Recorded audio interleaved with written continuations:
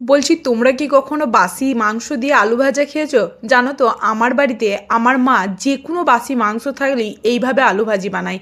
তবে সত্যি কথা বলতে খেতে খুব ভালোও লাগে।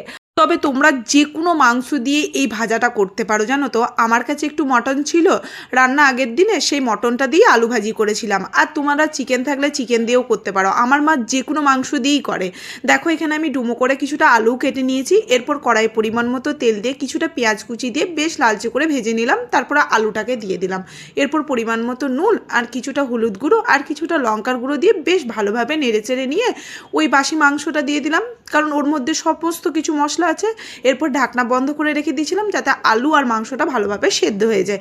এরপর একটু সেদ্ধ হয়ে গেলে বেশ ভাজা ভাজা করে নামিয়ে নিয়েছিলাম। তবে তার সাথে একটু পেঁপে দিয়ে মুগের ডাল করে নিয়েছিলাম, আর বাসি মাংস দিয়ে আলু ভাজা, আর সাথে ছিল বেগুন ভাজা। একবার এইভাবে বাসি মাংস দিয়ে আলু ভাজা বানিয়ে দেখো, খেতে দুর্দান্ত লাগবে।